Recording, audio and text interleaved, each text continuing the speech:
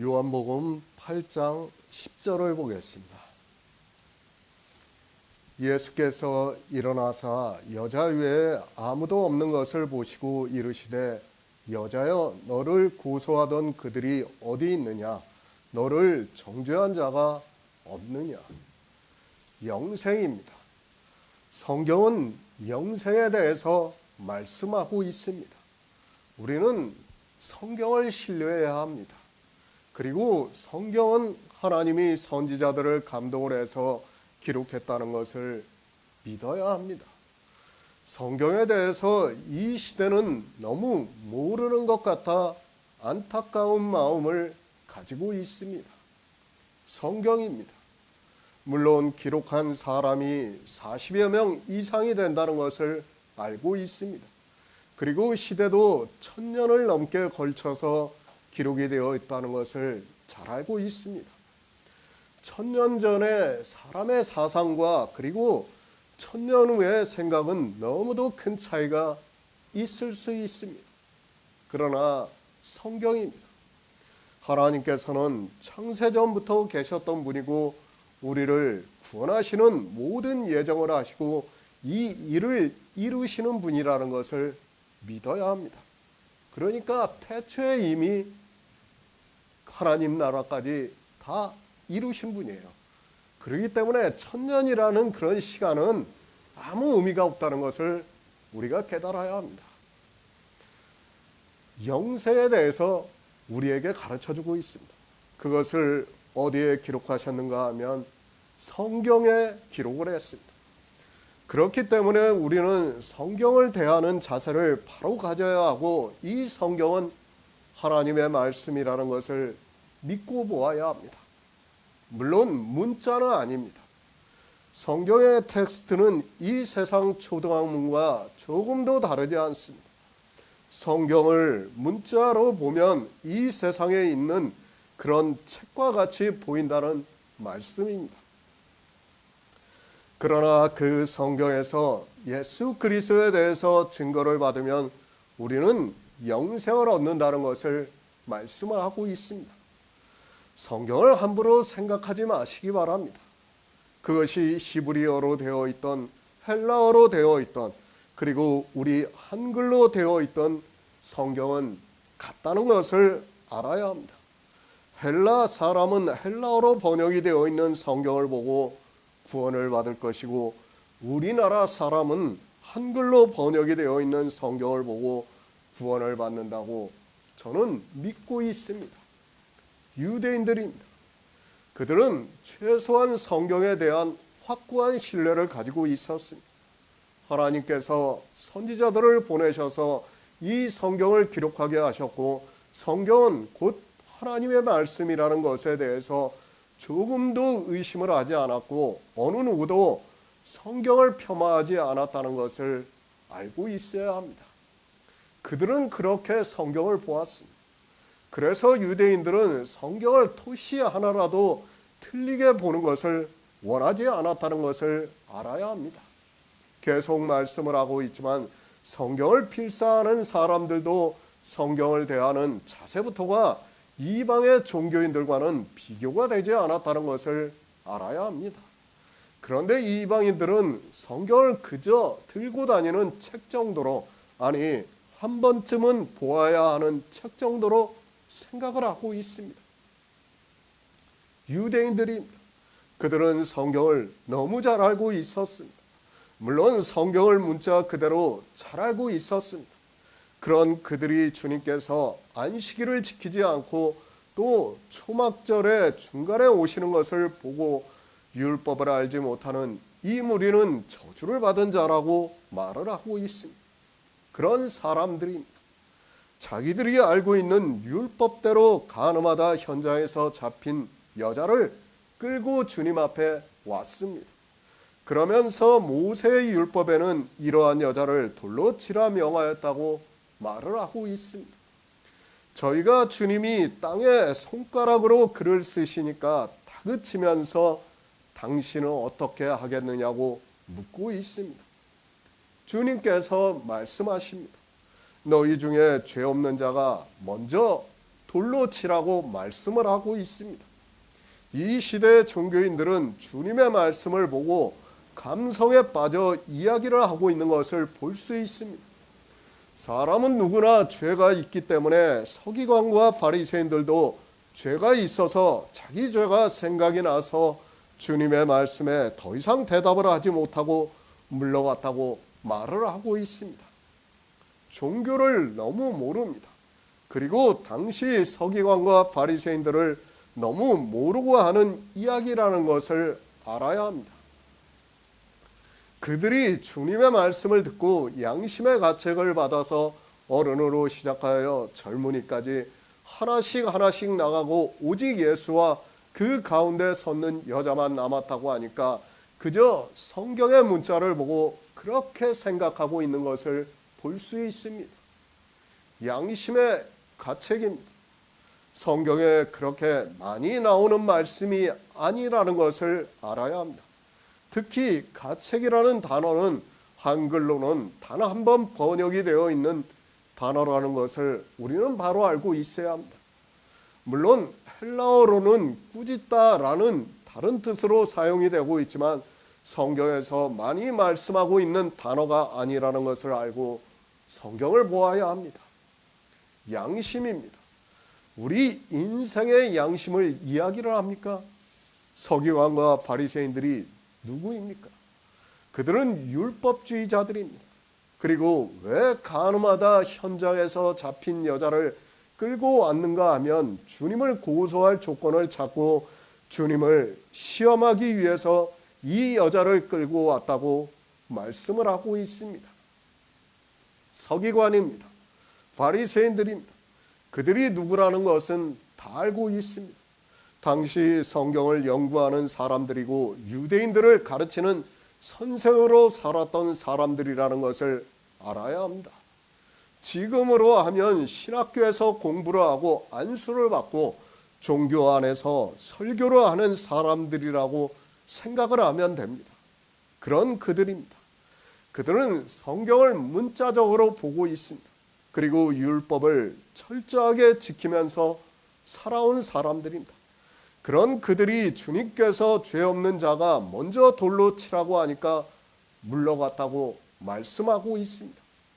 왜 물러갔는가 하면 전도서에서 선을 행하고 죄를 범치 아니하는 의인은 세상에 아주 없다는 말씀을, 그리고 시편의 말씀을 알고 있기 때문입니다.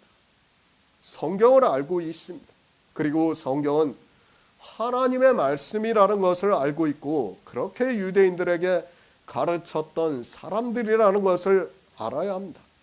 그런 그들에게 주님께서 죄 없는 자가 먼저 돌로 치라고 말씀을 하시니까 그들이 성경을 생각하고 나서, 그러니까 주님께서 성경 말씀으로 꾸짖으시니까 아무 말도 하지 못하고 물러갔다는 말씀을 하고 있습니다. 가책으로 번역이 되어 있습니다.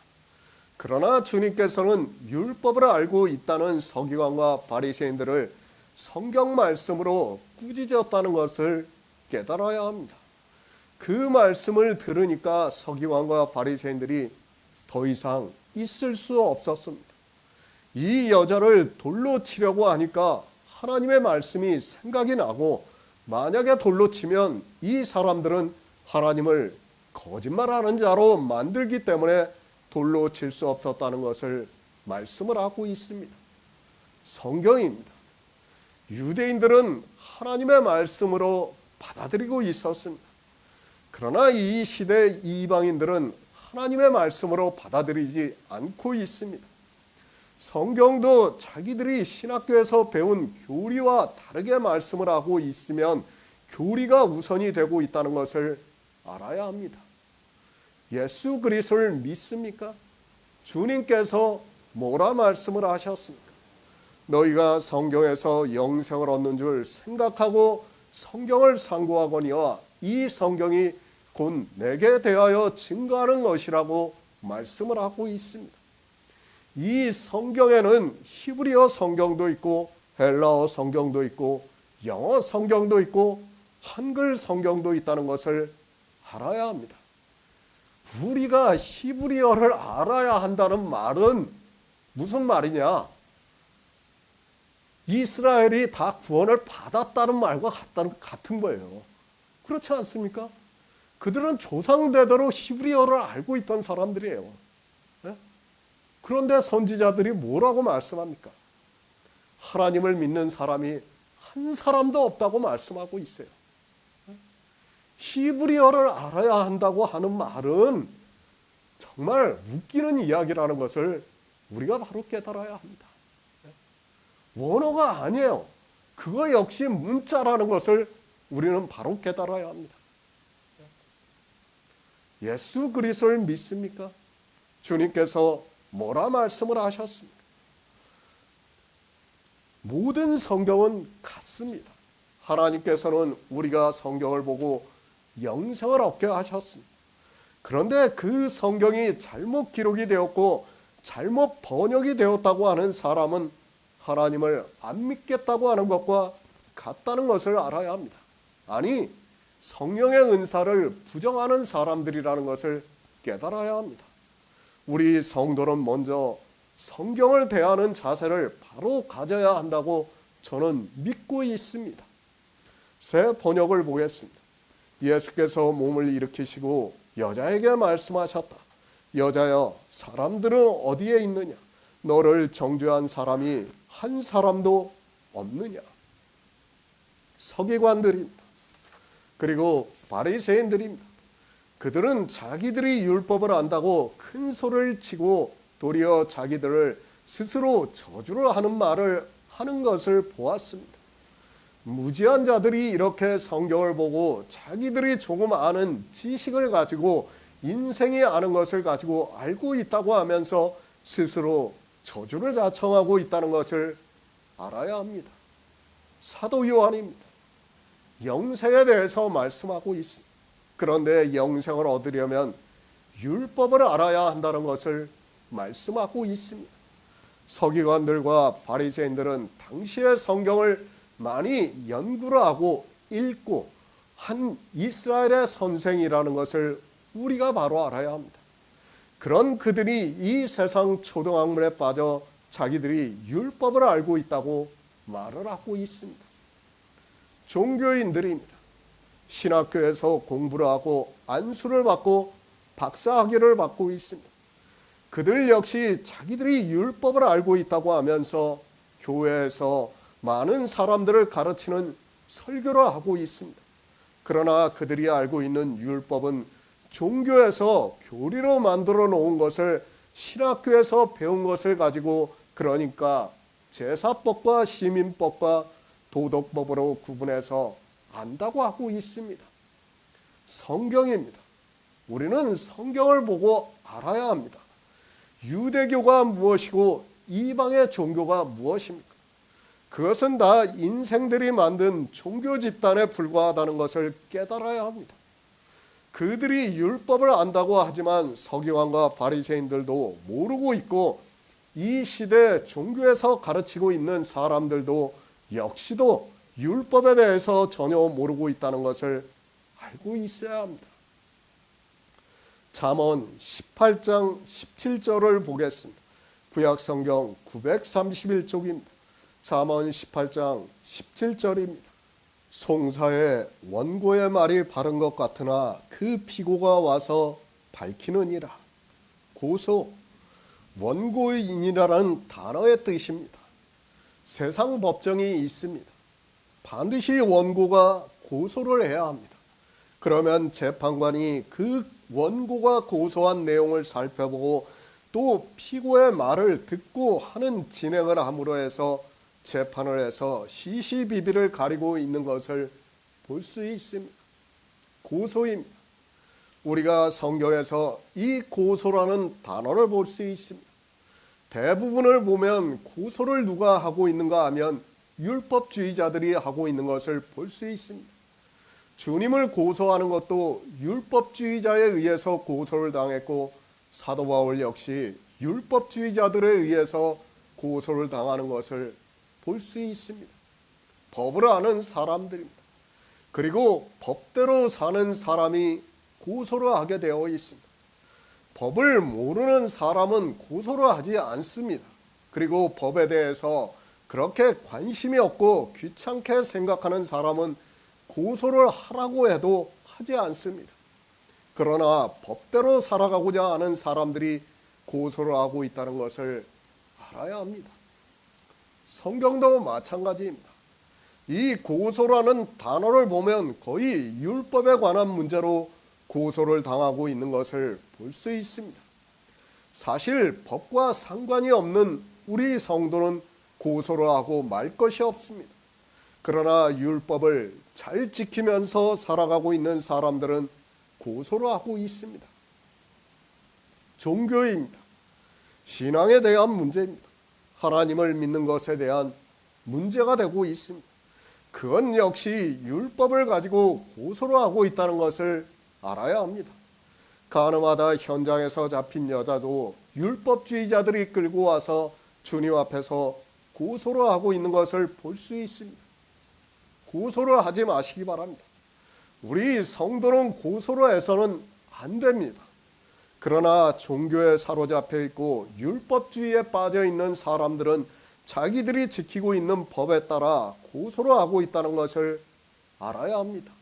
사도행전을 보아도 사도 바울이 유대인들에게 고소를 당하고 있습니다. 왜 고소를 당합니까?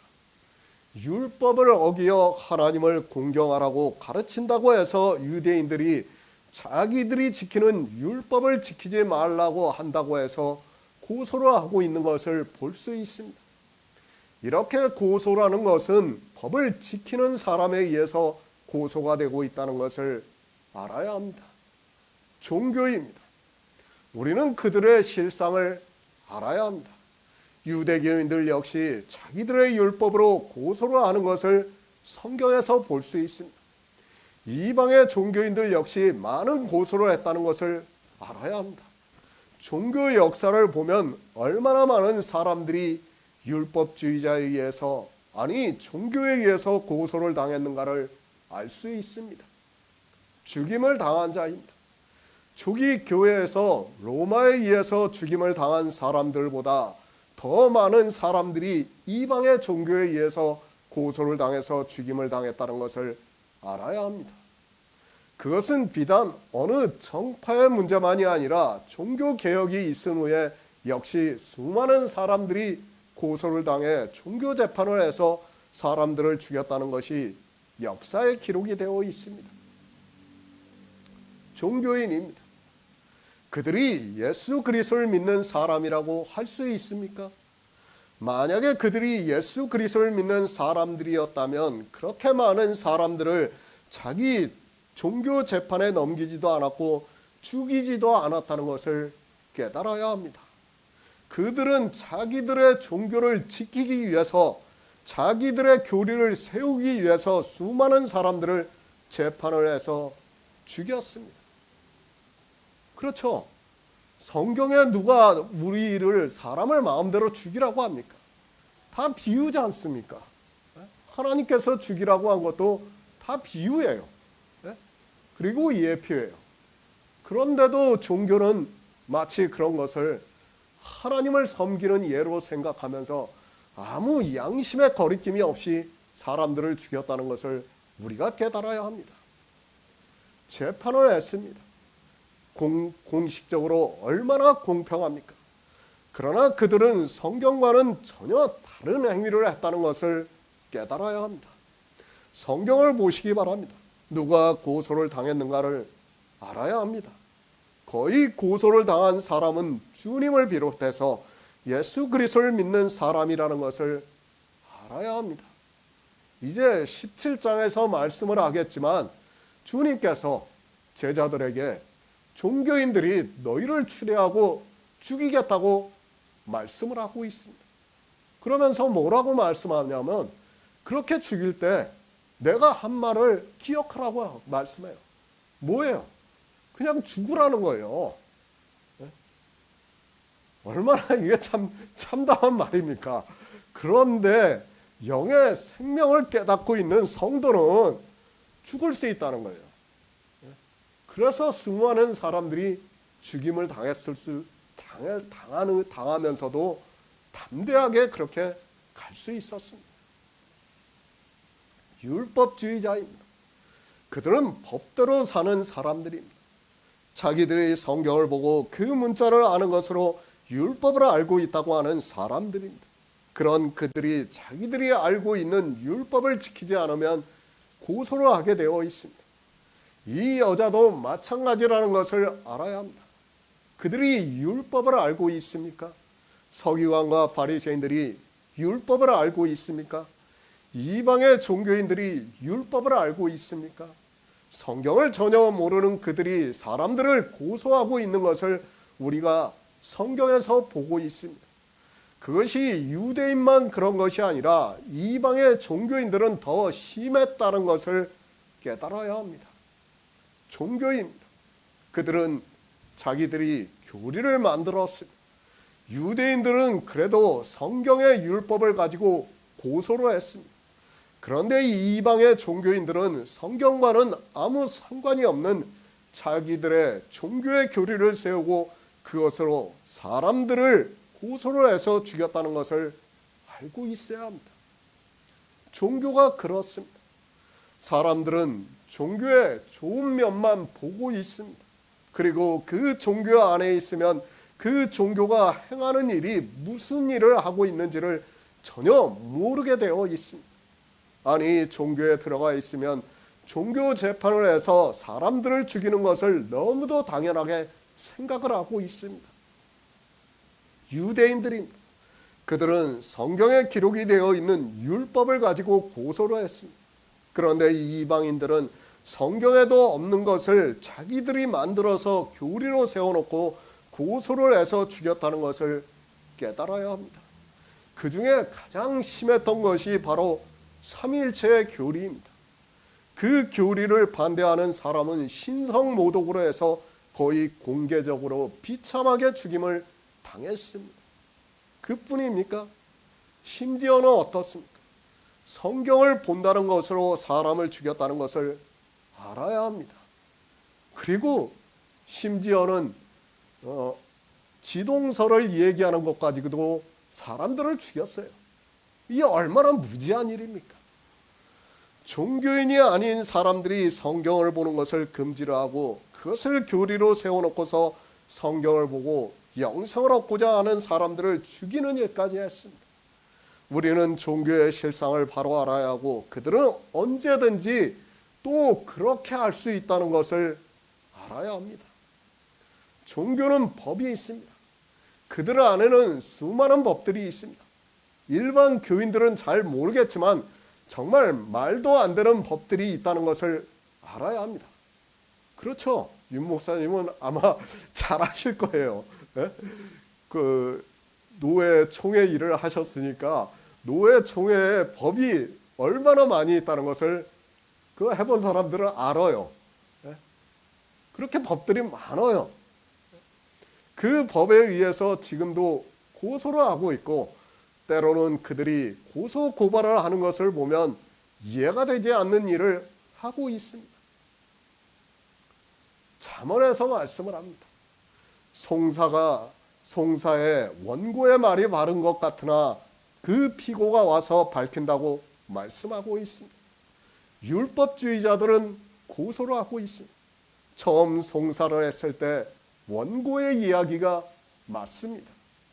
지금 간음한 여자를 끌고 와서 모세의 율법에 이러한 여자를 돌로 치라고 했다고 말을 하고 있습니다. 주님께서 말씀하십니다. 너희 중에 죄 없는 자가 먼저 돌로 치라고 말씀을 하셨습니다. 율법을 모르는 이 무리는 저주를 받는다고 말을 하고 있습니다. 그러나 서기관과 바리새인들은 율법을 전혀 모르고 있었습니다. 스스로에게 저주를 하고 있으면서도 깨닫지를 못하고 있습니다. 마찬가지입니다. 이 시대도 율법주의자들은 이렇게 고소를 하고 있습니다. 그러나 그들이 율법의 의미를 알고 있다면 절대로 고소할 수 없다는 것을 깨달아야 합니다. 성경에서 말씀하고 있는 간음이 교회 안에서 율법을 지키는 행위라는 것을 알면 지금 누가 간음을 하고 있는가 하면 바로 서기관과 바리새인들이 영적으로 간음을 하고 있다는 말씀입니다. 율법을 모르면 저주를 받습니다. 그런데 불행하게도 이 시대 종교인들 역시 율법을 알고 있는 사람이 거의 없습니다. 서기관들이 그리고 바리새인들이 알고 있는 이 세상 초등학문을 가지고 율법을 안다고 하고 있고, 그렇게 율법을 지키는 자를 사도 바울이 율법 아래 있는 자는 저주를 받는다고 말씀을 하고 있습니다. 이 여자입니다. 우리는 바로 알아야 합니다. 이 여자는 성경에 있는 율법을 범한 여자가 아닙니다. 이 여자는 비록 이 세상에서 도덕적으로 간음을 했습니다. 그렇다고 해서 그 간음이 영생과 직접적으로 관계가 있는 것은 아닙니다. 그 간음은 주님께서 십자가에서 이 세상 죄를 지고 가셨습니다. 그러나 알아야 합니다. 서기관과 바리새인들입니다. 그들은 영적으로 간음을 하고 있습니다. 그러면서도 자기들이 간음을 하고 있다는 것을 전혀 깨닫지를 못하고 있습니다. 왜 전혀 깨닫지 못하고 있는가 하면 사도 요한의 말씀과 같이 어두움에 있기 때문에 깨달을 수 없습니다. 고린도후서 3장 9절을 보겠습니다. 신약성경 288쪽입니다. 고린도후서 3장 9절입니다. 정죄의 직분도 영광이 있은즉 의의 직분은 영광이 더욱 넘치리라. 율법주의자입니다. 율법주의자라고 해서 오해를 하지 마시기 바랍니다. 이 시대 종교인들은 율법주의자에 대한 성경적 정의를 잘 모르고 있습니다. 그러면서 정통이라고 하는 교회 안에 있으면 자기들은 예수 그리스도를 잘 믿고 있고, 자기들보다 율법을 더 많이 지키는 교회에 있으면 율법을 지킨다고 하면서 율법주의자라고 말을 하고 있습니다. 또 어떻습니까? 어느 정파는 자기들보다 율법을 덜 지킨다고 해서 신학적인 용어로 영지주의라고 말을 하고 있습니다. 성경에 영지주의라는 말이 있습니까? 이건 역시 초기 종교인들이 만들어 놓은 말이라는 것을 알아야 합니다. 율법주의의 타당성을 주장하기 위해서 영지주의라는 말을 만들었다는 것을 우리는 바로 깨달아야 합니다. 그들은 교리로 성경과는 아무 상관이 없이 사람의 이성에 따라 성경에도 없는 교리를 만들어 놓고 영지주의라는 말도 만들었습니다. 제가 그들을 두둔합니까? 그것이 아닙니다. 이 시대 모든 정파는 다 율법주의라는 것을 알아야 합니다. 율법을 덜 지키는 그들 역시 율법주의라는 것을 알고 있어야 합니다. 그들도 율법을 지킵니다. 다만 정통이라고 주장을 하는 교회의 교리보다 덜 지킨다는 것뿐이지 율법을 단 한 가지라도 지키는 것에 있어서는 같습니다. 사도 바울이 말씀합니다. 적은 누룩이 온덩이를 퍼지게 만들고 있다고 말씀을 하고 있습니다. 그리고 갈라디아에서 할례를 받은 각 사람에게 증거를 한다고 말씀을 하면서 율법을 하나를 지키면 온 율법을 지켜야 하는 의무가 있다고 말씀을 하고 있습니다. 무슨 말씀입니까? 율법을 단 한 가지 지켜도 율법을 지키는 자입니다. 또 성경에 기록이 되어 있는 모든 율법을 지켜도 역시 율법을 지키는 자입니다. 몇 개를 지키느냐에 따라 율법주의고 영지주의가 아니라 성경은 단 한 가지를 지켜도 역시 율법주의라고 말씀하고 있고, 영지주의라는 것은 아예 있지도 않은 종교인들이 만들어낸 말이라는 것을 깨달아야 합니다. 초기 종교입니다. 그들은 성경에도 없는 말을 만들어서 율법주의로 가기 위해서 만들어 놓은 말이 바로 영지주의라는 말입니다. 그런데도 사람들은 자기들보다 율법을 덜 지키거나 안 지키면 영지주의라고 말을 하고 있습니다. 무교병이 무엇입니까? 율법을 지키지 않는 말씀을 무교병이라고 말씀을 하고 있습니다. 그러니까 교회 안에서 무교병을 먹는 사람과 율법을 지키는 사람이 있다는 것을 말씀을 하고 있습니다.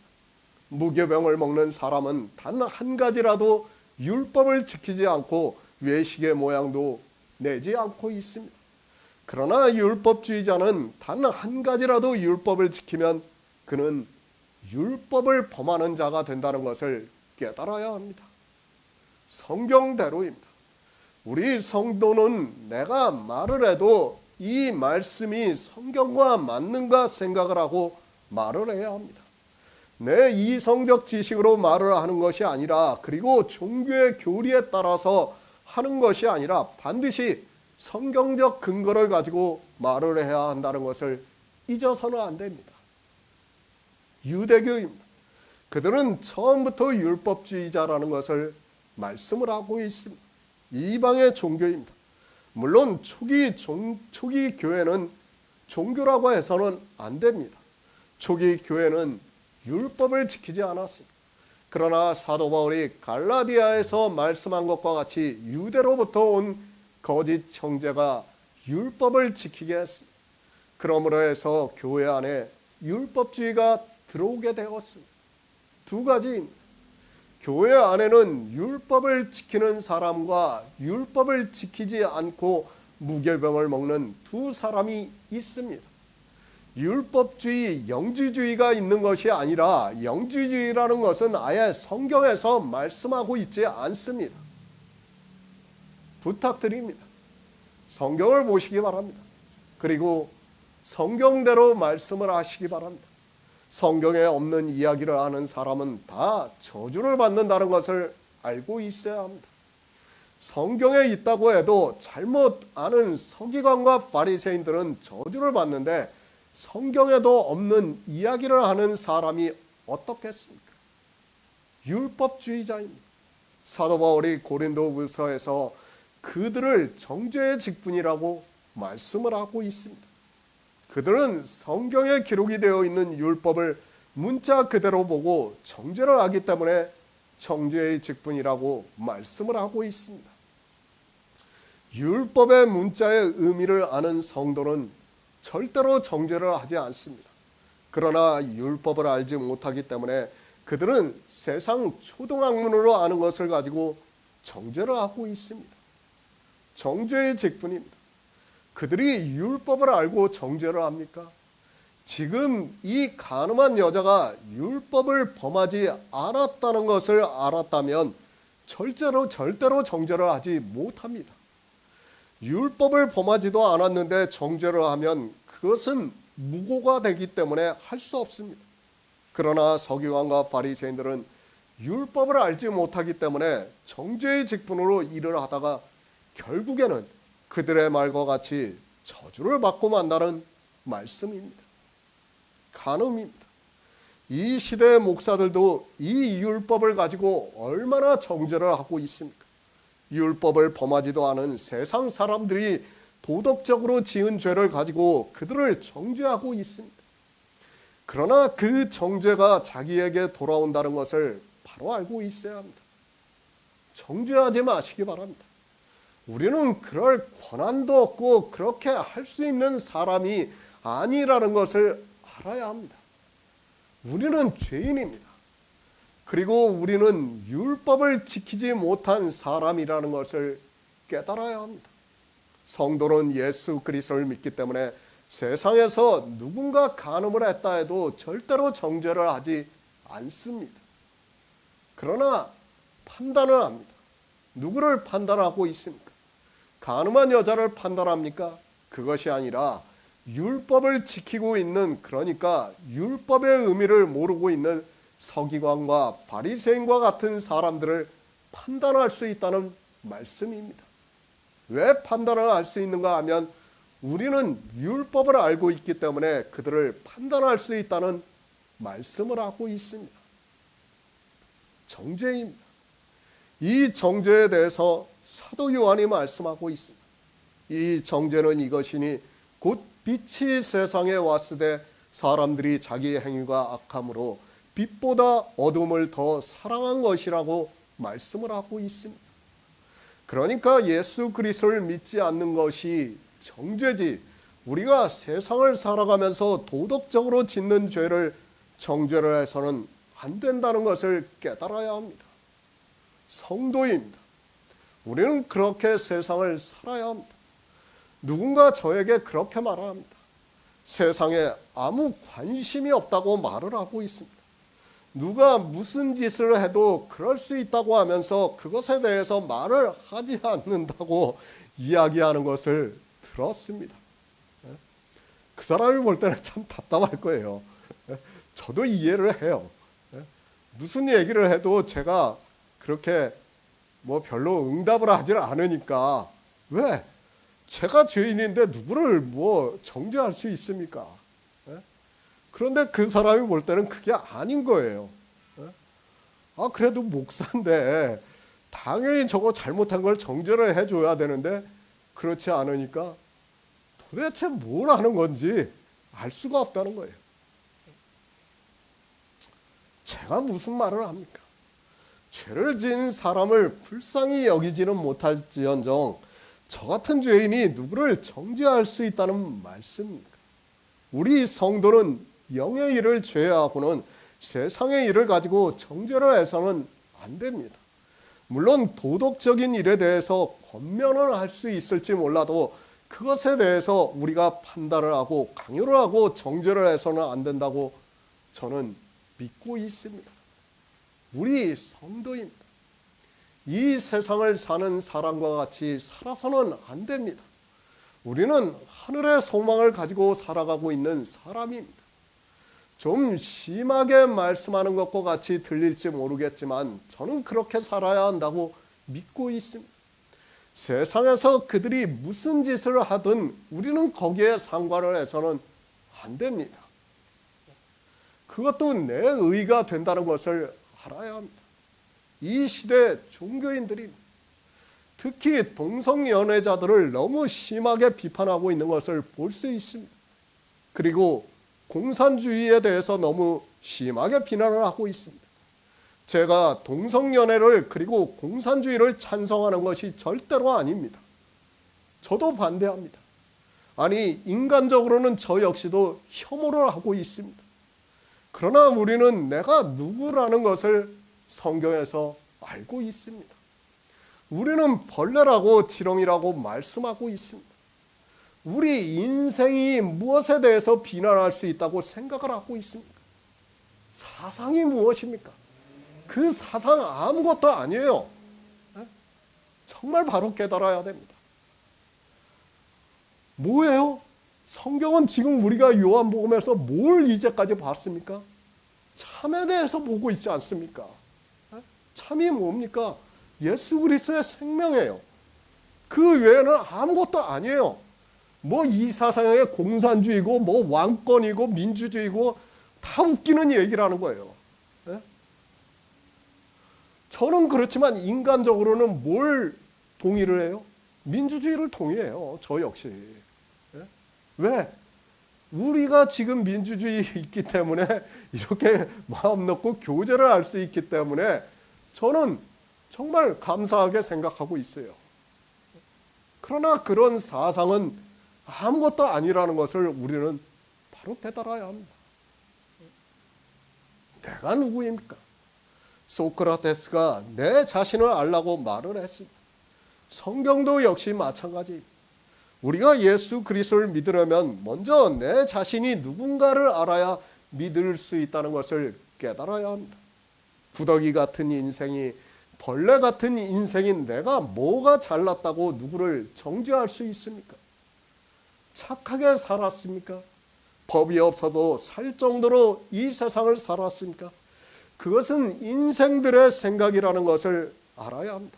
하나님의 율법에 우리가 저울에 달려보면 티끌보다 더 경하다는 것을 말씀을 하고 있습니다. 그런 인생이라는 것을 먼저 깨닫는 성도만이 예수 그리스도의 은혜를 믿을 수 있습니다. 율법주의입니다. 단 한 가지라도 율법을 지키면 우리는 그 한 가지로 정죄를 하게 되어 있다는 것을 깨달아야 합니다. 우리는 예수 그리스도의 은혜로 구원을 받은 성도이지 우리가 누구의 죄를 정죄하고 판단할 수 있는 사람이 아니라는 것을 깨달아야 합니다. 나를 아시기 바랍니다. 아니 인생이 무엇이라는 것을 알아야 합니다. 성경에서 다 말씀하고 있지 않습니까? 그런 벌레 같은 인생들이 이 시대의 종교인들은 하나님과 인격적인 교제를 한다고 말을 하고 있습니다. 그것이 얼마나 교만한 말인지도 모르고 종교의 감성에 빠져 성경에도 없는 말을 사람들을 미혹하고 있지만 깨닫지를 못하고 있습니다. 율법을 알지 못하는 자는 저주를 받습니다. 우리 인생은 성경에 기록이 되어 있는 율법을 알게 되면 자기가 벌레보다 더 못하다는 것을 알게 됩니다.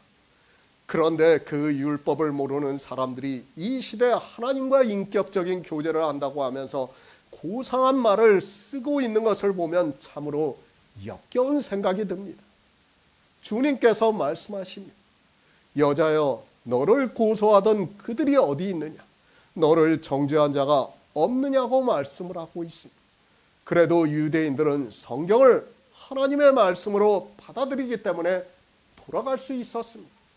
그런 면에서는 이방의 종교인과는 비교도 안 된다는 것을 알아야 합니다. 문자에 있으면 그대로 받아들입니다. 그런데 아마 이 상황이 이방인들에게 있었다면 그들은 아마도 다른 성경 말씀을 가지고 주님께 대적하면서 이 여자를 기어이 돌로 치고도 남았다는 것을 여러분이 깨달아야 됩니다. 이제까지 이방의 종교의 종교 재판이 그렇게 해왔어요. 지금 민주국가에 있는 종교를 보지 마시고 결국은 그 종교의 뿌리가 다 같다는 것을 우리는 깨달아야 됩니다. 성경입니다. 유대인들이 생각하는 성경과 이 시대의 종교인들이 생각하는 성경은 너무도 큰 차이가 있다는 것을 알아야 합니다. 이방의 종교인들은 그 테다우모토가 헬라 사상에서부터 출발이 되어서 성경을 자기들 마음대로 난도질을 하고 있는 것을 볼 수 있습니다. 그래도 감사합니다. 우리가 이 시대에 구원을 받을 수 있는, 그러니까 영생을 얻을 수 있는 성경을 보고 있습니다. 하나님께서 이방의 사람들이 다 종교가 되어서 예수 그리스도를 믿지 않고 있다 해도 성경을 하나님의 말씀으로 우리가 보고 영생을 얻을 수 있게 하셨다고 믿고 있습니다. 너를 정죄한 자가 없느냐? 이 말씀은 누구도 너를 정죄할 수 없다는 말씀을 하고 있습니다. 어느 누구도 이 여자가 간음을 한 것에 대해서 정죄할 수 없다는 것을 가르쳐주고 있는 말씀입니다.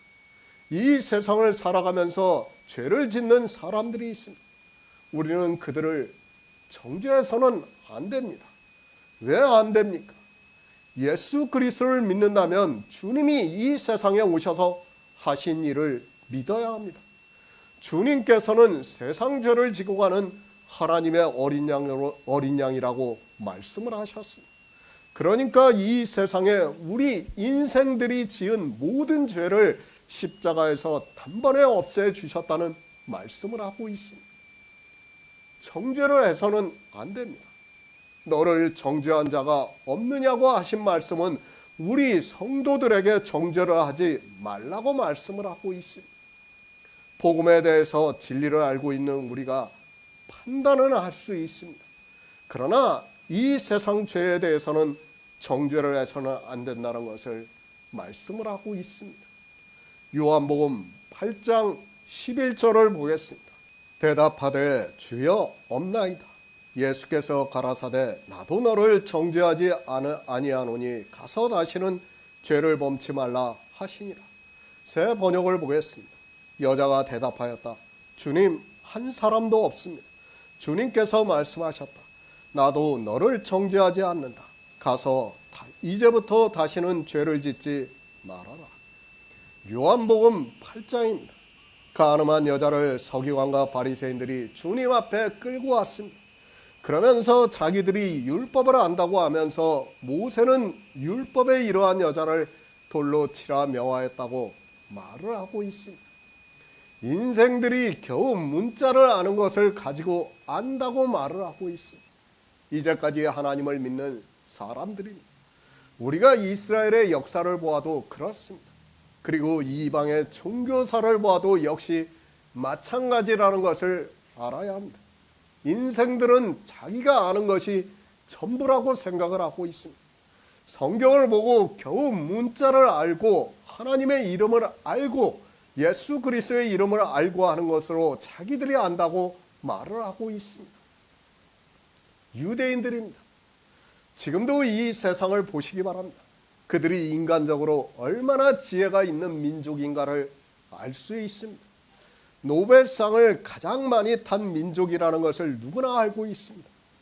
그리고 그뿐 아니라 이 세상의 부를 거의 유대인들이 가지고 있다고 해도 틀리지가 않습니다. 그런 이스라엘입니다. 그들이 하나님을 알았습니까? 그들이 성경을 보고 알았습니까? 율법을 보고 안다고 큰 소리를 치고 있는 그 당시에 최고의 지성이라고 하는 사람들이 알았습니까? 우리는 성경에 대한 두려움과 경외의 심을 가지고 보아야 한다고 믿고 있습니다. 그런데 어떻습니까? 그저 문자를 아는 정도를 가지고 성경을 안다고 말을 하고 있습니다. 그런 그들이 이 세상 초등학문을 배워서 교회를 세우고 종교인이 되어서 복음을 전한다고 말을 하고 있습니다. 거대한 종교는 그렇게 사람들을 사망으로 끌고 가고 있습니다. 종교가 아니라도 그렇습니다. 우리 인생은 율법주의라는 것을 알아야 합니다. 아니, 영의 일에 대해서, 영생에 대해서 우리 인생의 지혜로는 도무지 깨달을 수 없다는 것을 알고 있어야 합니다. 우리가 이성적 지식이 있어서 그리고 생각하는 사고가 있어서 성경을 보고 하나님을 믿고 싶고 또 영생을 얻고자 하지만 그러면 그럴수록 우리는 율법주의가 된다는 것을 깨달아야 합니다. 율법을 알고 있습니까? 영생을 얻으려면 반드시 율법을 알아야 합니다. 율법에서 말씀을 하고자 하는 의미를 알아야 합니다. 그런데 율법을 모르게 되면 어떻게 되는가 하면 무지막지한 자들이 되고 만다는 것을 알아야 합니다. 주님께서 너희 중에 죄 없는 자가 먼저 돌로 치라고 말씀을 하셨으니까 이 여자가 돌에 맞지 않았지만 주님이 아니라면 이 여자는 돌에 맞아 죽었다는 것을 깨달아야 합니다. 성경은 영생의 말씀입니다. 이 세상 도덕을 말씀하고 있지 않다는 것을 깨달아야 합니다. 제가 도덕을 말씀을 하지 않는다고 해서 죄를 지라고 했습니까? 죄를 지면 세상은 세상법에 의해서 반드시 처벌을 하게 되어 있습니다. 제가 굳이 말씀을 하지 않아도 그것을 모른다면 이 세상에서 무지한 자가 되어서 그 값을 치르게 되어 있습니다. 그런데 이 시대 종교인들은 어떻습니까? 마치 그것을 모르는 것 같이 이야기를 하고 있어요. 그렇지 않습니까? 도적질을 하지 말라는 것을 모르는 사람이 있습니까? 살인하지 말라는 것을 모르는 사람이 있습니까? 내 부모를 공경하라는 말씀을 모르는 사람이 있습니까? 그것을 교회에서 안 가르쳐서 세상에서 살인을 하고 도적질을 하고 부모를 공경하지 않습니까? 다 알고 있지만 상황이 그렇게 되고 그 사람의 개인적인 성향에 따라 도적질을 하고 살인을 하고 있고 그런 사람을 국가는 처벌을 하고 있다는 것을 알아야 합니다. 솔직히 말해 봅시다. 부모를 공경하는 게 누가 더 공경합니까? 기독교인들이 공경합니까? 유교인들이 공경합니까? 유교 사상에 빠진 사람들이 더 공경해요. 그들은 얼마나 잘 공경하는데요. 기독교인들은 비교도 안 돼요. 종교인들은. 범죄자입니다. 종교인들이 월등히 적습니까? 저는 그렇지 않다고 생각하고 있습니다. 종교인들이 가장 많다는 것을 알고 있어야 합니다. 오히려 무교인 사람들이 통계적으로 가장 적습니다. 그런데도 종교인들은 그렇게 생각하지 않고 마치 세상 사람들이 범죄를 많이 저지른 것과 같이 이야기를 하고 있습니다. 주님께서 말씀을 하십니다. 여자여, 너를 고소하는 그들이 어디 있느냐? 너를 정죄한 자가 없느냐고 말씀을 하고 있습니다. 그러자 여자가 주여 없나이다 라고 대답을 하고 주님께서 다시 나도 너를 정죄하지 아니하노니 가서 다시는 죄를 범치 말라고 하셨다고 말씀을 하고 있습니다. 주님께서도 정죄를 하지 않겠다고 말씀을 하고 있습니다. 시편 103편 14에서 16절을 보겠습니다. 구약성경 877쪽입니다. 시편 103편 14에서 16절입니다. 이는 저가 우리의 체질을 아시며 우리가 진토임을 기억하심이로다. 인생은 그 날이 풀과 같으며 그 영화가 들의 꽃과 같도다. 그것은 바람이 지나면 없어지나니 그곳이 다시 알지 못하거니와. 나도 너를 정죄하지 아니하노니. 주님께서 가늠하다 현장에서 잡혀서 서기관과 바리새인들에게 끌려온 여자에게 말씀을 하고 있습니다. 너를 고소한 그들이 어디 있느냐? 너를 정죄한 자가 없느냐고 말씀을 하고 있습니다.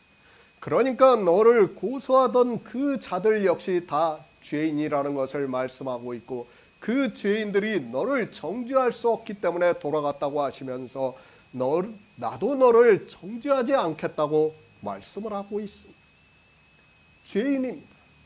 우리는 성경을 잘 보아야 합니다.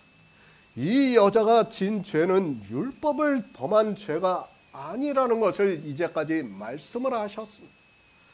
그러나 서기관과 바리새인들은 이 여자를 율법을 범한 죄인으로 끌고 와서 고소를 하고 정죄를 했다는 것을 우리가 성경을 통해서 알고 있습니다. 우리는 인생을 알아야 합니다. 그리고 성경은 영의 일이라는 것을 알아야 합니다. 지금 주님께서는 요한복음에서 계속해서 영생에 대해서 말씀하고 있습니다. 이런 말씀을 하면 반발할 사람들이 많다는 것을 알고 있지만, 하나님께서는 우리 인생들이 도덕적으로 이 세상을 살아가면서 짓고 있는 죄에 대해서는 아무 관심이 없다는 것을 알고 있어야 합니다. 그렇지 않습니까? 이미 예수 그리스도께서 십자가에서 지고 가셨는데 내가 무슨 죄를 짓든 무슨 관심이 있겠습니까? 간음을 합니까? 도적질을 합니까? 아니 살인을 합니까? 하나님께서 인생들이 실제 육체적으로 짓는 그 죄에 대해서 관심이 있습니까?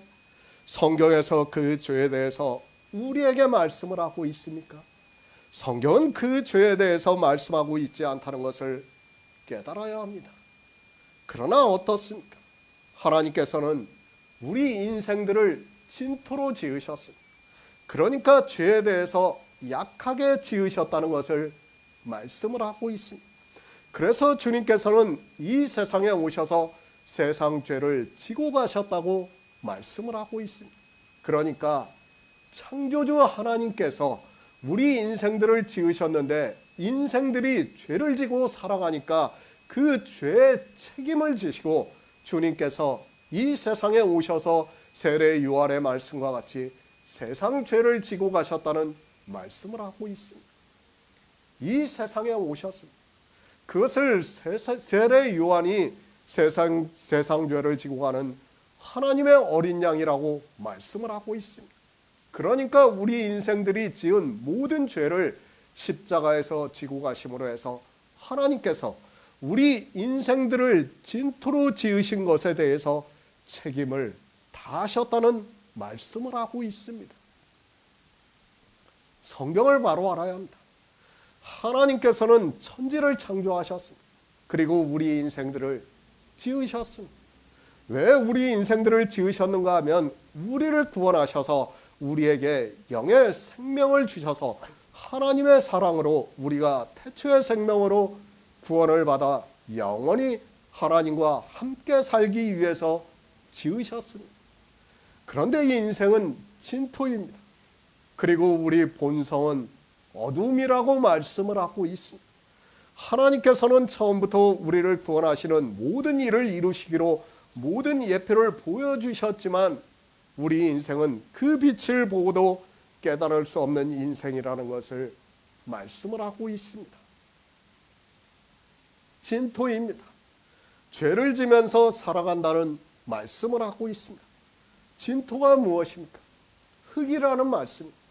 바람이 불면 날아가고 비가 오면 부서지는 것이 진토라는 말씀입니다. 그러니까 우리는 세상을, 사단을 이길 수 있는 그런 힘이 없는 그런 인생으로 지으셨다는 것을 말씀을 하고 있습니다. 그 진토는 죄를 짓습니다. 아니, 죄를 안 지을 수 없다는 것을 말씀하기 위해서 진토라고 말씀을 하고 있습니다.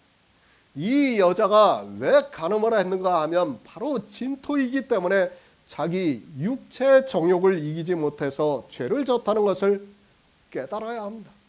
잘 이해를 하시기 바랍니다. 모든 사람이 간음을 한다는 것은 아닙니다. 사람마다 다 다릅니다. 어느 사람은 어느 부분에서 약하고 어느 사람은 다른 부분에서 약할 수 있습니다.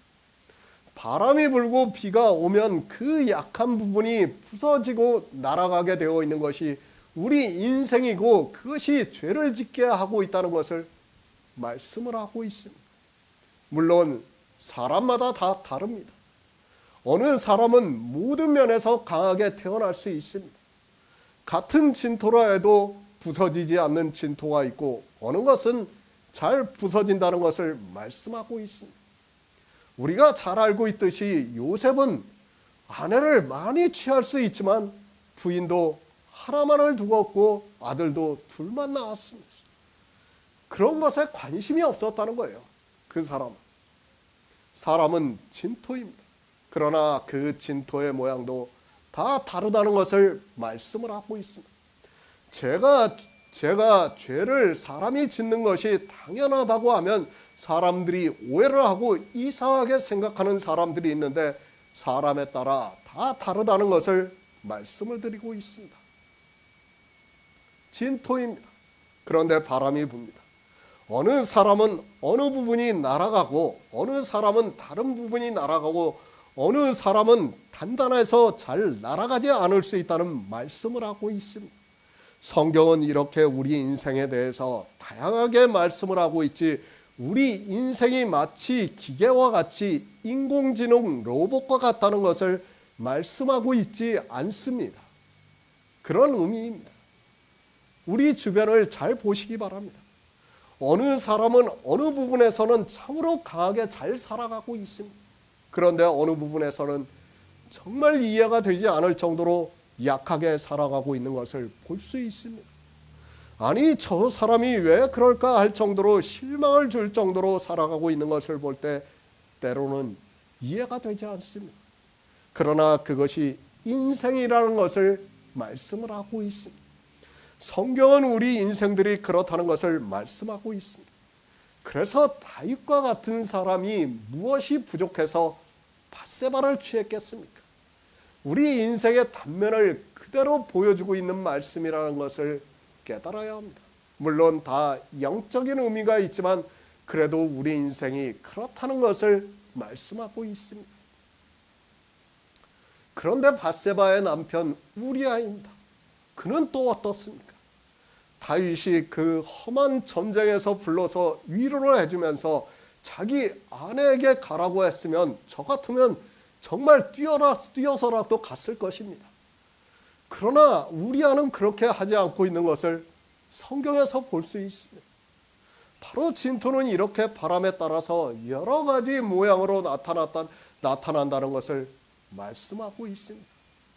시편에서도 말씀을 하고 있습니다.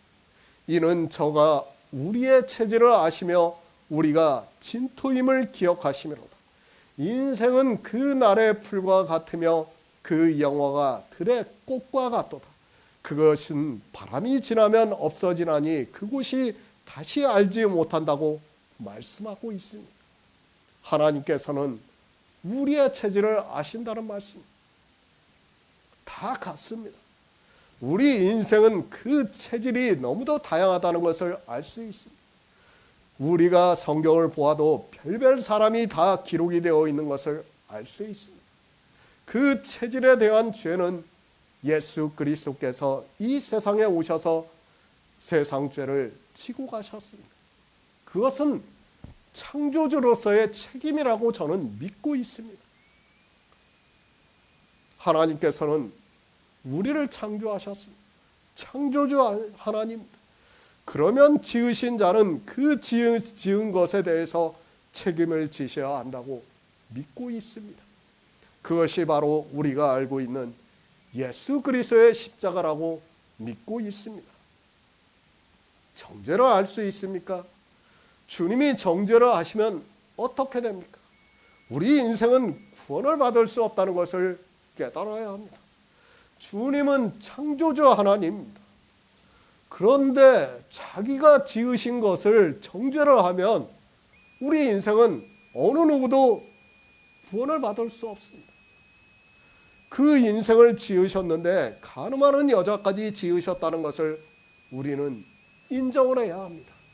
그러면 그 책임을 누가 지셔야 하는가 하면 바로 하나님이라는 것을 말씀을 하고 있습니다. 예수 그리스도의 십자가입니다.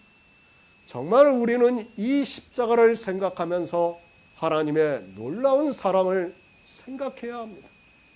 하나님께서 우리 인생들을 사랑하시지 않았다면 예수 그리스도께서 이 세상에 오시지도 않았고 십자가를 지시지도 않았습니다. 그러면 우리 인생은 그 죄의 값을 우리가 다 받아야 합니다. 세상 죄입니다. 거기에는 모든 죄가 다 포함이 되어 있습니다. 이 여자가 지은 간음한 죄도 포함이 되어 있습니다. 주님께서는 이 세상 죄를 지고 가기 위해서 이 세상에 오셨고 그것은 하나님께서 우리 인생들을 진토로 지으신 것을 책임을 지시겠다는 말씀을 하시는 것이고 그러므로 해서 인생은 그 죄의 값으로 사망을 당하면 된다는 것을 말씀을 하고 있습니다. 그래서 십계명을 뭐라고 합니까?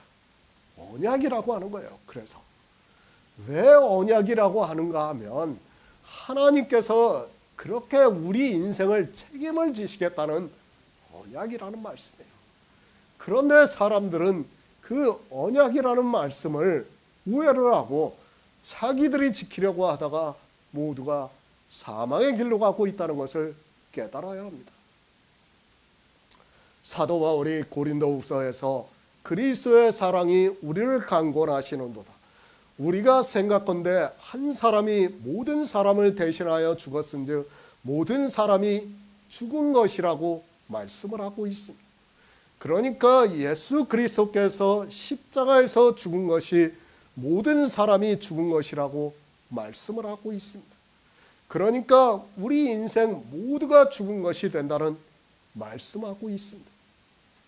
언제부터 언제입니까? 태초부터 처음 있던 사람부터 주님이 오실 때까지 모두가 죽은 거예요. 다 죽었어요. 그것을 말씀하는 거예요. 죄를 짓습니다. 그러면 우리는 반드시 죽습니다. 그러나 우리는 죽지 않고 이 세상을 살아가고 있습니다. 도덕적인 죄를 짓던 영적인 죄를 짓던 우리는 죽어야 합니다. 그러나 예수 그리스도께서 십자가에서 죽으심으로 해서 우리가 죽은 것으로 여긴다는 말씀입니다. 하나님께서 아담에게 말씀을 하셨습니다. 선악을 알게 하는 나무의 실과를 먹으면 정녕 죽으리라고 말씀을 하셨습니다. 그리고 난 후에 아담이 선악을 알게 하는 나무의 실과를 따먹었지만 당장 죽지 않았습니다. 그는 900살이 넘게 살다가 죽었습니다. 왜 당장 죽지 않았는가 하면 바로 예수 그리스도께서 십자가에서 죽으심으로 해서 모든 사람이 죽은 것이 되었다는 말씀입니다. 사도 바울도 말씀합니다. 내가 예수 그리스도와 함께 십자가에 못 박혀 죽었다고 말씀을 하고 있습니다. 사도 바울은 실제 죽었다는 것을 말씀을 하고 있습니다. 감성적으로 하는 말씀이 아니라 우리 인생은 죄인이기 때문에 실제 죽어야 한다는 것을 말씀을 하고 있습니다. 그러나 죄를 짓고 실제 죽으면 어떻게 되는가 하면 우리는 어느 누구도 구원을 받을 수 없습니다. 그래서 말씀합니다. 고린도후서에서 그리스도의 사랑이 우리를 강권하시는도다. 우리가 생각한데 한 사람이 모든 사람을 대신하여 죽었은즉 모든 사람이 죽은 것이라고 말씀을 하고 있습니다. 예수 그리스도께서 이 세상 죄를 지고 십자가에서 죽으심으로 해서 모든 사람이 죽은 것으로 친다는 말씀을 하고 있습니다. 상징적인 의미를 말씀하고 있습니다. 그래서 주님께서 죽은 자들로 죽은 자를 장사하게 하라고 말씀을 하고 있습니다.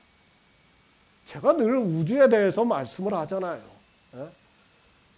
우주는 다 끝이 났다니까요. 하나님 나라는 이루어져 있어요. 그러면 지금 우리가 살고 있지만 뭐예요? 우리는 죽은 자예요, 다. 앞으로 태어나는 사람도 다 죽은 자예요. 다만 뭐예요? 그림자예요. 헛것이에요. 우리는 참이 아니에요. 우리 인생들이 볼 때는 우리가 참이고 우리가 혈과 정을 가지고 있기 때문에 참이라고 할 수 있지만 아니라는 말씀이에요. 성경은 정말 놀라운 영의 비밀을 우리에게 가르쳐주고 있는 말씀이에요. 그것을 모르면 우리는 구원을 받을 수 없어요. 절대로 구원을 받을 수 없다는 것을 깨달아야 합니다. 우리는 죽었습니다. 그래서 주님께서 이 여자에게 나도 너를 정죄하지 않는다고 말씀하고 있습니다. 죽은 사람을 정죄해 보았자 아무 소용이 없다는 것을 법을 알고 있는 사람이라면 무슨 뜻인가를 알 수 있습니다. 그렇게 나도 너를 정죄하지 않았습니다. 그리고 이 여자는 실제 죽지 않고 살아서 예수 그리스도의 복음을 들을 수 있게 되어서 구원을 받는다는 말씀을 하고 있습니다. 죄를 짓습니다. 바로 죽으면 어떻게 됩니까? 우리 인생은 복음을 듣기 전에 모두가 죽을 수밖에 없다는 것을 알아야 합니다. 그러나 하나님께서는 예수 그리스도의 십자가를 통해서 한 사람을 죽게 하시고 모든 사람을 죽은 것으로 여기게 하셨다고 말씀을 하고 있습니다. 이것이 비유입니다. 그리고 상징적인 예표라는 것을 깨달아야 합니다. 우리는 성경에서 이런 말씀들을 바로 깨달아야 합니다. 그래야 주님께서 하시는 말씀을 깨달을 수 있습니다. 주님께서는 이 여자가 도덕적으로 진 죄에 대해서 이미 십자가에서 세상 죄를 지고 가실 것을 아시기 때문에 정죄할 수 없었습니다. 또한 창조주 하나님으로서 우리 인생들을 진토로 지으셨기 때문에 정죄할 수 없다는 것을 깨달아야 합니다. 그 말씀을 하고 있습니다. 나도 너를 정죄하지 않는다고 말씀을 하고 있습니다. 하나는 창조주로서 이 여자를 지으신 분으로서 책임을 지시겠다는 말씀을 하고 있고, 또 하나는 주님께서 이 세상에 오셔서 세상 죄를 지고 가시기 때문에 더 이상 정죄를 할 수 없다는 말씀을 하고 있습니다. 시편 32편 2절을 보겠습니다. 구약성경 824쪽입니다. 시편 32편 2절입니다. 마음에 간사가 없고 여호와께 정죄를 당치 않는 자는 복이 있도다. 성경을 알아야 합니다. 이 시대는 성경을 너무 모르고 있습니다. 그저 자기들이 성경을 보고 사람의 이성을 따라 문자적으로 보고 세상 초등학문을 따라 아는 것을 가지고 성경을 안다고 이야기를 해서는 절대로 안 됩니다. 그것은 성경을 아는 것이 아니라 도리어 무지함에 빠져 있는 사람이라는 것을 알아야 합니다.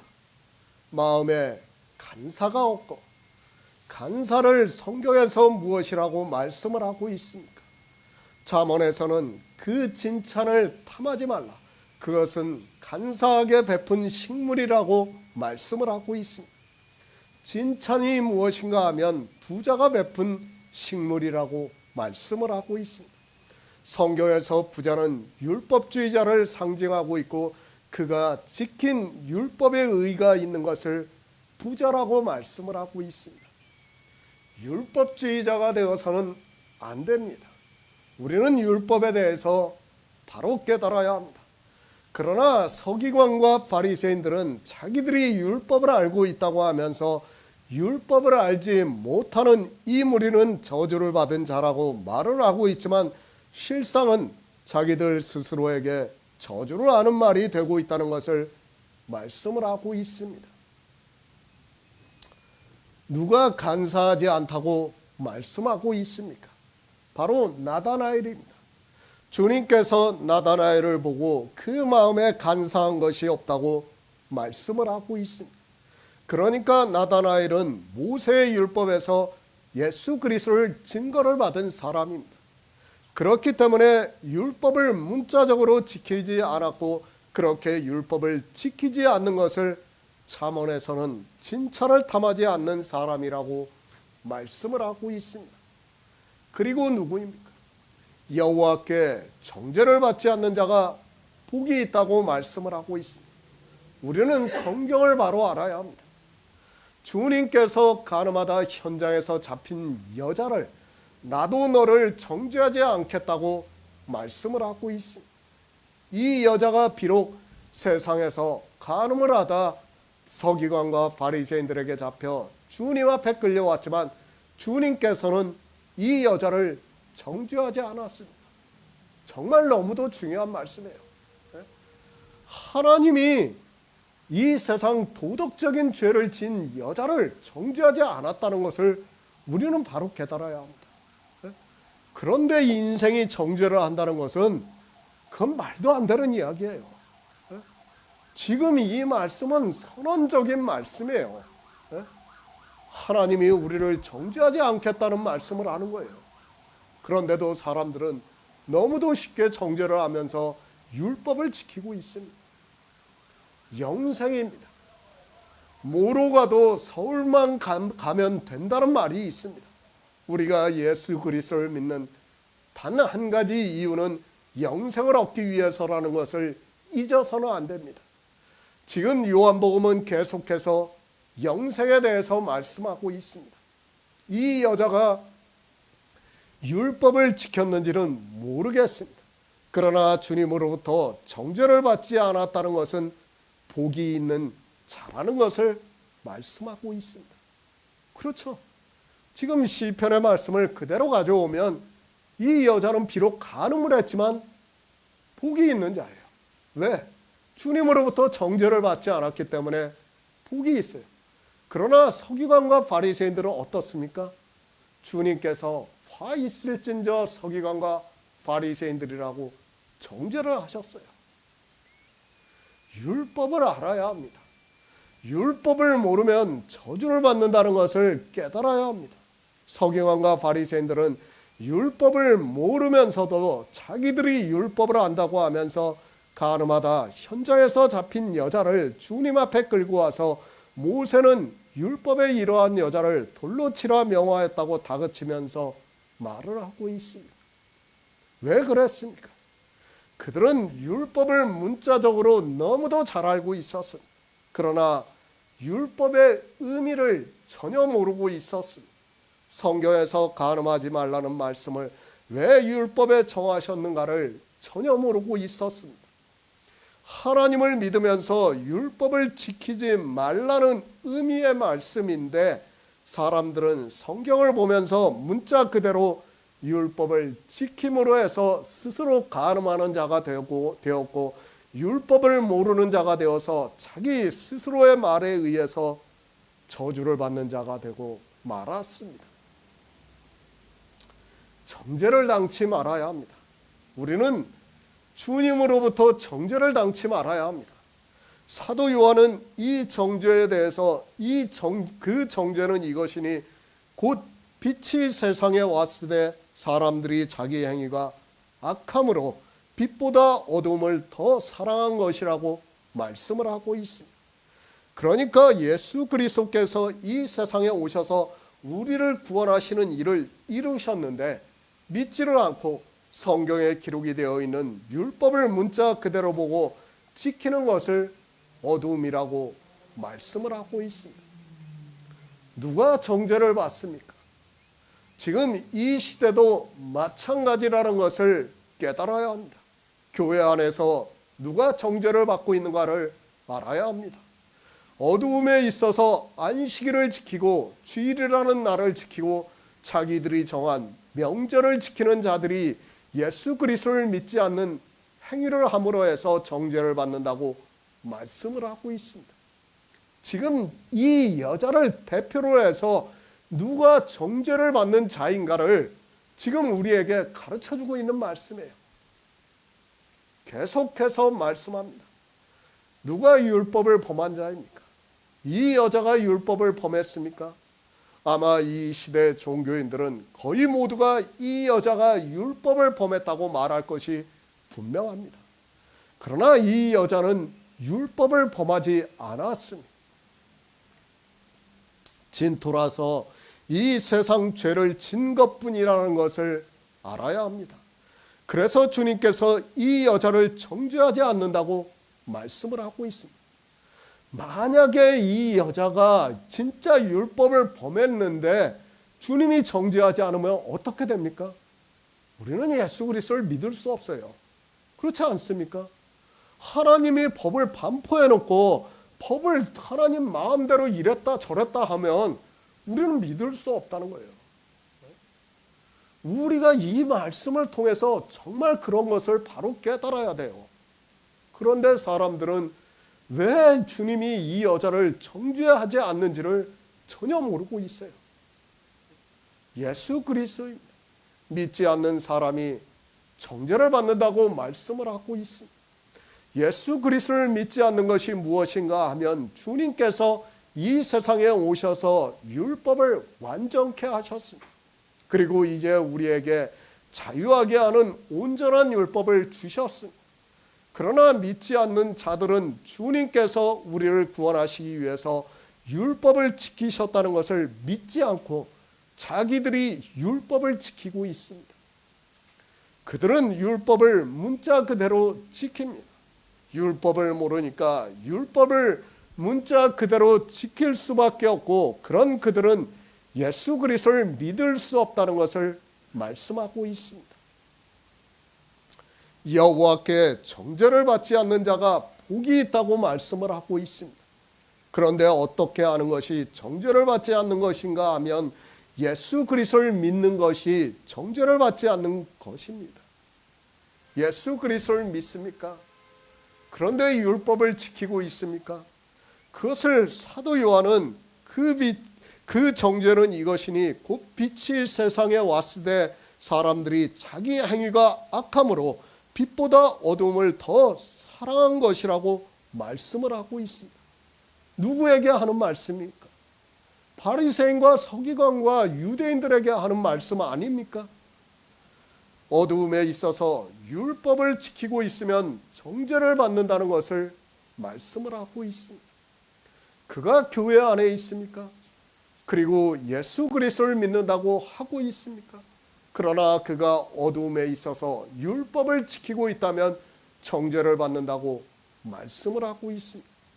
이렇게 정죄를 받는 자는 여호와께 복을 받는 자가 아니라 저주를 받는 자라는 것을 성경에서 말씀하고 있습니다. 제가 계속해서 말씀하지만은 주님께서 마태복음 23장에서 율법을 지키는 자들을 7번이나 계속해서 화가 있을 것이라고 말씀하고 있지 않습니까? 그들이 정죄를 받고 있다는 것을 바로 깨달아야 합니다. 정죄를 당치 말아야 합니다. 그렇게 되지 않으려면 율법을 지키지 말아야 한다는 말씀을 하고 있습니다. 비록 이 여자는 이 세상에서 육체적으로 간음을 했을지라도 여호와께 정죄를 받지 않았다고 말씀을 하고 있습니다. 주님께서 이 시편의 말씀 그대로 나도 너를 정죄하지 아니한다고 말씀하고 있습니다. 바로 이 여자가 복이 있는 자라는 말씀입니다. 세상 죄입니까? 마음 놓고 지어도 된다는 말씀을 하고 있습니까? 그것이 아니라 영생에 대해서 말씀을 하고 있습니다. 지금 사도 요한은 영생에 대해서 말씀하고 있는 것이지 세상에서 마음 놓고 죄를 지어도 된다는 것을 말씀하는 것이 아닙니다. 우리가 알아야 합니다. 율법주의자들은 사람이 죄를 진다고 말을 합니다. 그러니까 사람이 일부러 죄를 진다고 생각을 하고 있습니다. 그리고 얼마든지 죄를 안 지을 수 있는데 그것을 참지 못해서 죄를 진다고 말을 하고 있고, 교회 안에서 도덕적인 설교만 하고 있는 것을 볼 수 있습니다. 그들의 말도 참 그럴듯합니다. 그러나 알아야 합니다. 왜 인생을 진토라고 말씀을 하고 있습니까? 단단한 반석이나 보석 같으면 바람이 불고 비가 와도 변하지 않습니다. 영향을 받지 않습니다. 그러나 진토는 세상에 따라 환경에 따라 영향을 받는다는 것을 말씀을 하고 있습니다. 그래서 성경에서 주님을 반석이라고, 보화라고, 보배라고 그렇게 말씀하고 있지 않습니까? 그런 말씀들의 의미를 깨닫지 못하고 자기가 누군지를 모르고 있습니다. 물론 그 진토 중에는 욥과 같은 사람이 있다는 것을 알고 있습니다. 그런데 그 욥이 어떻게 했는가 하면 그것을 자기의 의로 삼다가 하나님의 긍휼하심을 입어서 회개를 했다고 말씀을 하고 있습니다. 인생을 알아야 합니다. 그리고 모든 인생은 같다고 생각을 하지 마시기 바랍니다. 그러나 율법주의자의 생각은 모든 인생은 같은 것으로 생각을 하고, 내가 율법을 지키면 저 사람도 율법을 지킬 수 있다고 생각을 하고 있습니다. 그러면서 왜 나는 하는데 너는 못하느냐고 정죄를 하고 있는 것을 볼 수 있습니다. 악인입니다. 이 세상에서 가장 악한 사람이라는 것을 깨달아야 합니다. 주님께서 내가 세상의 행사를 악하다 증거하신다고 말씀을 하고 있습니다. 그 말씀 그대로 지금 서기관과 바리새인들의 행사가 악하다는 것을 가늠하다 현장에서 잡힌 여자를 통해서 가르쳐주고 있는 말씀입니다. 요한일서 1장 8절을 보겠습니다. 신약성경 388쪽입니다. 요한일서 1장 8절입니다. 만일 우리가 죄 없다 하면 스스로 속이고 또 진리가 우리 속에 있지 아니할 것이요. 우리 인생입니다. 늘 진토라는 것을 깨달아야 합니다. 우리는 죄를 안 짓고 살아갈 수 없는 사람이라는 것을 깨달아야 합니다. 죄가 없는 것과 같이 의로운 사람과 같이 보인다 해도 우리는 진토이기 때문에 살아가는 그 자체가 죄고 악이라는 것을 알아야 합니다. 누가 죄 없다 할 수 있습니까? 누가 우리가 살아가면서 이제는 더 이상 죄를 안 짓고 살아갈 수 있다고 말할 수 있습니까? 우리는 진토입니다. 우리는 죄를 안 질 수 있는 그런 인생이 아니라는 것을 성경에서 비유적으로 말씀을 하고 있습니다. 다만 사람의 눈에 광명의 천사와 같이 보이고 있지만 그 속에는 악한 것이 가득하다는 것을 주님께서 말씀을 하고 있습니다. 그런데 주님께서 말씀을 하십니다. 이 여자에게 간음하다 현장에서 잡혀서 주님 앞에 끌려온 여자에게 주님께서 가서 다시는 죄를 짓지 말라고 말씀을 하고 있습니다. 이 여자가 이제 죽을 때까지 죄를 짓지 않고 살아갈 수 있다고 생각을 합니까? 아니, 주님께서 이 여자가 다시는 죄를 짓지 않을 수 있어서 지금 이 여자에게 이 말씀을 하고 있습니까? 도덕적인 죄입니다. 우리 인생은 죄를 안 짓고 살아갈 수 있다고 생각하지 마시기 바랍니다. 영적인 죄도 마찬가지예요. 성령이 오시고 나서도 우리가, 제가 말씀을 하지만은 사도 베드로도 그렇고 사도 바울도 죄를 졌어요. 영적인 죄까지 졌어요. 도덕적인 죄도 마찬가지예요. 인생은 어쩔 수 없다는 것을 깨달아야 됩니다. 사람의 눈에는 그렇게 보일 수 있습니다. 그러나 우리는 죄인이라는 것을 알아야 합니다. 우리 인생은 모두가 죄인입니다. 죄인이 살면 죄를 짓게 되어 있다는 것을 깨달아야 합니다. 그런데 주님께서 말씀하십니다. 이 여자에게 가서 다시는 죄를 범치 말라고 말씀을 하고 있습니다. 주님께서는 창조주입니다. 그리고 이 여자의 체질을 너무도 잘 알고 계시는 분입니다. 그런데 이 여자에게 가서 다시는 죄를 짓지 말라고 말씀하고 있다는 것은 상식적으로 이해할 수 없는 말씀을 하고 있습니다. 그래서 말을 합니다. 교회 안에 있는 사람들이 이 말씀을 보고 회개를 하고 나서 주님의 은혜를 받고 난 후에는 죄를 지어서는 안 된다고 말을 하고 있습니다. 특히 율법주의에 빠져 있는 교회는 더욱더 그런 말을 하고 있습니다. 율법주의 성향이 강한 교회는 주님께서 이제 다시는 죄를 짓지 말라고 말씀을 하셨다고 하면서 죄를 지어서는 안 된다고 말을 하고 있습니다. 죄가 없습니까? 다시는 죄를 안 지을 수 있습니까? 사도 요한이 만일 우리가 죄 없다 하면 스스로 속이고 또 우리가 그 속에 있지 아니할 것이라고 말씀을 하고 있습니다. 그런데 주님께서는 이 간음하다 잡혀온 여자에게 이제 가서 다시는 죄를 짓지 말라고 말씀을 하고 있습니다. 사도 요한입니다. 요한복음도 사도 요한이 기록했고 요한일서도 마찬가지입니다. 그런데 서로 반대가 되는 말씀을 하고 있다면 우리는 성경을 볼 수 없다는 것을 깨달아야 합니다. 그래서 성경의 문자를 보고는 우리는 성경에서 말씀하는 뜻을 전혀 알 수가 없습니다. 의미입니다. 같은 문자를 사용하고 있다고 해도 우리는 성경에서 말씀하고 있는 의미를 깨달아야 합니다. 그런데 사람들은 성경에서 의미를 알기보다는 문자를 보고 이야기를 하고 있고 이런 말씀 때문에 더욱더 율법주의에 빠지게 만들고 있는 것을 볼 수 있습니다. 인생은 불가능합니다. 아무리 이 여자가 죽을 뻔했다가 살아났다고 해도 역시 죄인이라는 것을 알아야 합니다. 이 여자가 죄를 안 질 수는 없습니다. 모르겠습니다. 죽을 뻔하다가 살아났기 때문에 다시는 간음하는 죄는 짓지 않을 수 있을지 모르겠습니다. 그러나 주님의 말씀과 같이 가서 다시는 죄를 짓지 않고 살 수는 없다는 것을 알아야 합니다. 죄를 바로 알아야 합니다. 지금 이 여자는 주님 앞에 왔습니다. 그리고 율법에 대해서 알게 되었습니다. 비록 간음하다 현장에서 잡혀왔지만 이 여자도 유대인이고 율법을 알고 있습니다. 간음하다 잡히면 돌로 치라고 하는 모세의 율법을 알고 있습니다. 그런데 주님께서 오셔서 죄 없는 자가 먼저 돌로 치라고 하시고 난 후에 정죄를 하고 고소를 했던 사람들이 돌아가고 나서 나도 너를 정죄하지 않겠다고 말씀을 하고 있습니다.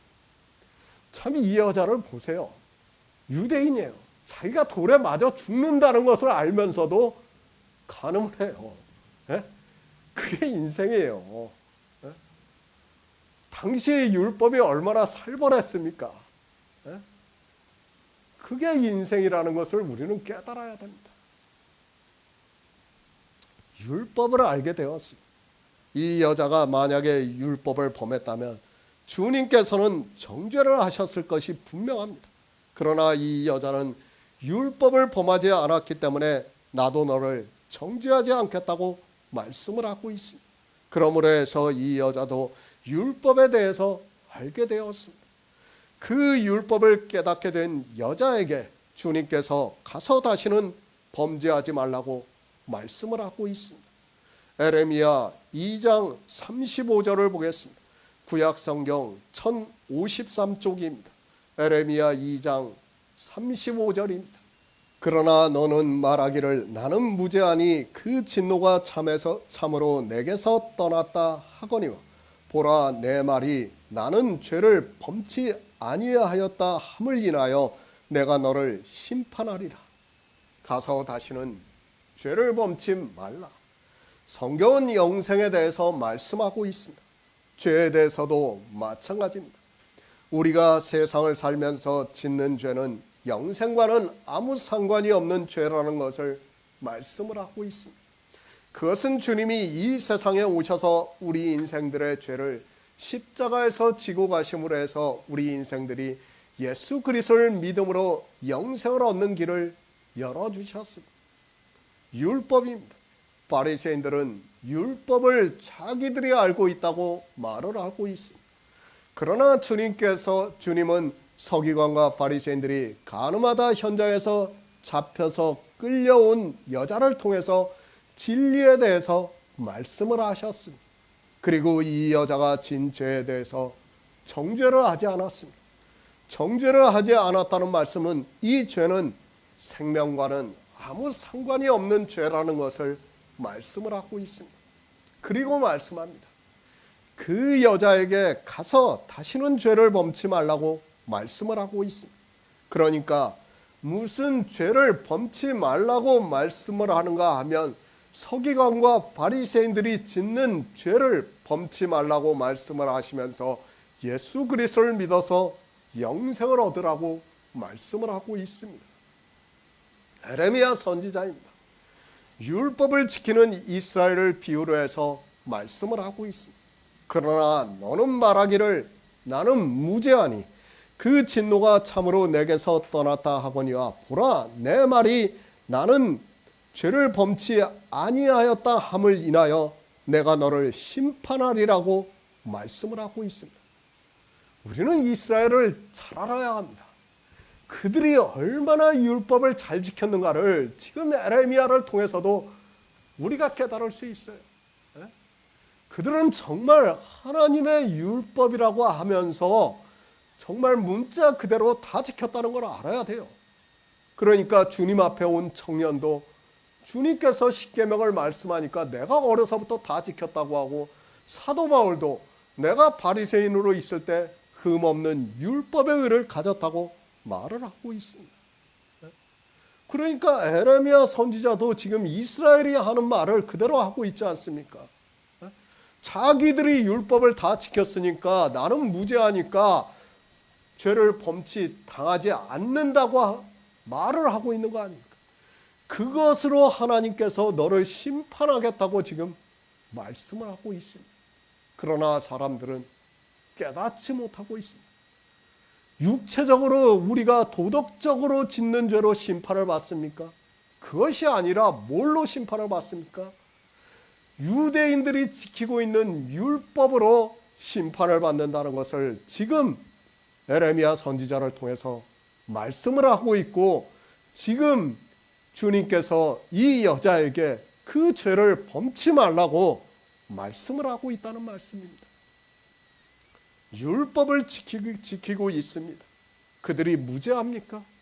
그것이 아니라 악하다고 말씀을 하고 있습니다.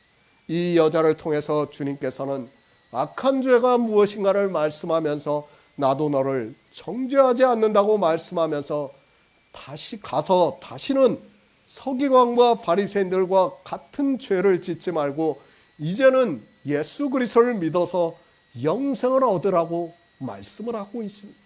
우리는 다 어두움에 있어요. 이 여자도 비록 육체적으로 간음을 했지만 어두움에 있는 유대인의 여자예요. 그렇기 때문에 지금 주님께서 이 말씀을 하는 겁니다. 죄인입니다. 구원을 받은 성도는 절대로 이 죄를 지어서는 안 됩니다. 서기관과 바리새인과 같은 죄를 지어서는 안 됩니다. 간음하다 현장에서 끌려온 여자를 통해서 주님께서는 영생에 대해서 누가 죄를 짓고 있는가를 가르쳐 주시면서 이 여자에게 율법을 지키는 죄를 짓지 말라고 말씀을 하고 있습니다.